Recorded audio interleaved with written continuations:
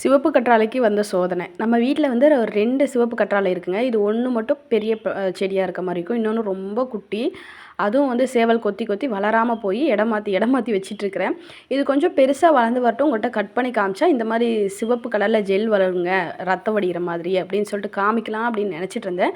அதுங்குள்ளயும் வீட்ல யாரோ அவசரப்பட்டுட்டாங்க. பொண்ணா, பையனா இல்ல சேவல் கொத்தி வச்சுருச்சா என்னன்னு தெர்ல. சிசர்ல கட் பண்ண மாரி துண்டு துண்டா கட்டாயி கிடந்துச்சு. எனக்கு பார்த்தோனே ஒரே அதிர்ச்சி.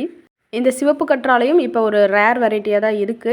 நம்மக்கிட்ட நெறைய வந்தா கண்டிப்பா குடுக்குறேன். சரிங்களா? இப்போதைக்கு வந்து ஒண்ணே 1 கண்ணே கண்ணுன்னு 2 செடி மட்டும் தான் இருக்கு. அதுவும் 1 குட்டியா இருக்கு. இன்னொன்னு கொஞ்சம் பெருசா இருக்கு.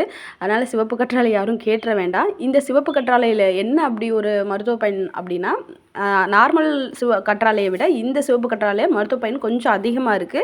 அதே மாரி அந்த கற்றாழைய வந்து 7 முறை கழுவி தான் சாப்பிடணும். இது ஒரு தடவ கழுவிட்டு நான் அப்படியே வந்து அந்த தோல உரிச்சு எடுத்துட்டு சாப்பிட்டுக்கலாங்க.